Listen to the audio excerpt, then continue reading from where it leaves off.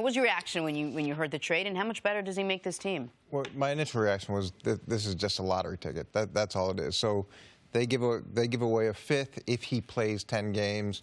If he doesn't, they get back a seventh. So they really swap picks if he doesn't end up playing in 10 games. And there's no telling what he can be there, because a big part of being in New England is being a trustworthy player, and is being a player that can line up, can run the right routes, can be there every day on a consistent basis, and that hasn't been Josh's track record. Now, that being said, they need a lot of help, so I would imagine that they will try to give him a very small package of plays that he can do really well. So he'll be, I see him as being a specialty player, so maybe he comes in and runs a fade, maybe he's got a post, maybe he's got a concise package that Tom knows.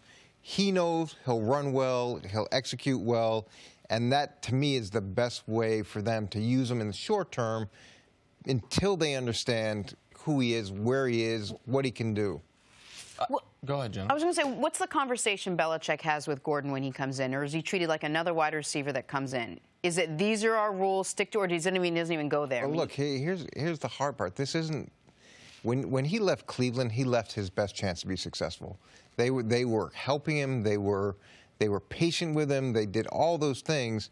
He's going to an environment where you need to perform, and there's not going to be anybody leading you through that process. There's not going to be anybody sitting next to you through that process in terms of being like a Sherpa. You're on your own, and you better be able to excel in that environment, and it's not easy. And there will not be second chances. Like, I mean, it was a final straw, him being late on Saturday, potentially misleading the team, and according to Mary Kay Cabot, was not himself. That was the final straw of many.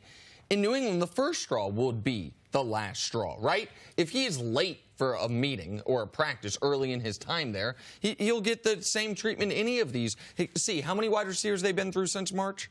28 wide receivers since March. And keep in mind, that's with Edelman's been on the roster the whole time. Matthew Slater's a wide receiver special teamer. He's been on the roster, as has Philip Dorsett and Chris Hogan.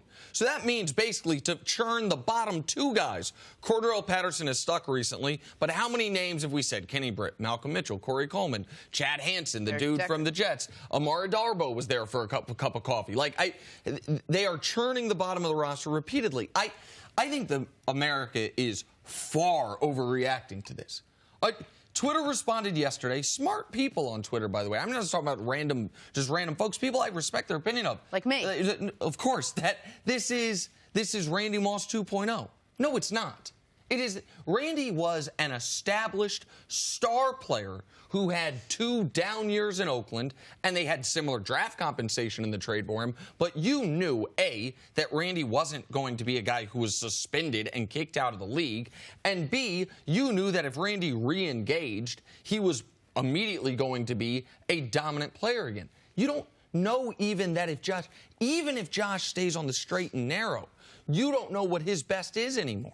The guy, he has what? He's got 19 catches in the last 4 years? Like, that's where he is. Now, I still think talent-wise, he's as good as anyone they have on the roster, but I don't think they're doing this expecting huge things from Josh Gordon. But you brought up Cordarrelle Patterson. I think that's a really good example of what I was trying to say earlier. Cordarrelle, they're using in a very specific way, and in using him in that way, he's being productive in their system. So I would imagine in the short term, they're going to try to utilize Josh in the same sense, have a package for him to allow him to be successful. And I know they've churned over 28 guys, but nobody's as talented as this guy. And this is serious. It's like you go to the corner store, you buy a lottery ticket. If it hits big. If it doesn't hit, they switch a 7th rounder for a 5th rounder. Yeah, it's just a transaction for them. They're not emotional about it like the people on Twitter or like sports fans. No, Belichick, no, he's not going to sit him down and tell him a whole bunch of things and everything. No, and what difference would it make? It didn't work for Josh when he was in middle school. It didn't work for him when he was in high school. It didn't work for him at a couple colleges. And it didn't work through a couple ownership, a few general managers, a couple coaches in Cleveland. What do you think these people have been telling him? Like, there's no magic in New England. There's no magic. You know what happens? I talked to Randy Moss when he left Oakland and was going to New England. Now, the conversation didn't end the way people might expect it, because Randy was not happy with the things that I told him. Because I told him the way he represented himself as a football player, that if he showed up one day like that in New England, they would get rid of him. And if he didn't change his attitude and have a different perspective once he got there, his career would be over with. If Bill Belichick can't resurrect your career, it's over with. So I knew, and Randy was determined to be able to change the way people saw the last 2 years. So I knew Randy's state of mind when he was going to New England. And I can guarantee you it's not the same state of mind that Josh has when he decided that I'm going to be late and I'm going to tell the organization a different story than what happened to him at his promo shoot. And so when people compare it to Randy Moss, no, it's not Randy Moss, all right? Randy Moss is in the Pro Football Hall of Fame. And for someone to compare Josh to him and where he is, it's really very, very naive for them to be doing that. This is closer to Albert Haynesworth. People don't want to remember him when New England signed him. That's what it's closer to being, all right, compared to Randy Moss and him going on to break NFL records, and to compare Josh as a student of the game to comparing him to Randy Moss. You don't know what you're talking about as far as football. Randy Moss was brilliant as far as the offenses that he could remember, his ability to be able to retract information from even years ago, his Rolodex of information he had on NFL DBs, the positions that he could play inside the offense. Like, it's not even comparable, Coach. And Randy Moss had an offseason. Randy Moss had time. Randy Moss had work with Tom Brady. It's not like he showed up on Monday. So let's say Josh got there last night, had his physical. He's going to work with the coaches this afternoon after have the game plan in place and then be expected to play. That's a totally different scenario than what we were dealing with Randy, where he had work with Tom Brady. And at the end of the day, this is one of those opportunities where Josh is going to make a decision whether he wants to do it or whether he doesn't want to do it. It's going to have to be his decision, because no one's going to be nurturing him through that. Now, what I do think New England will do well is find out what he can do, put him in the game in those positions.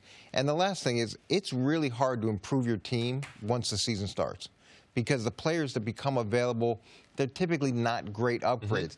This is a unique opportunity, if it hits even to some degree, for them to substantially improve a position of desperate need, at least in the short term, and that's why I think they took the chance.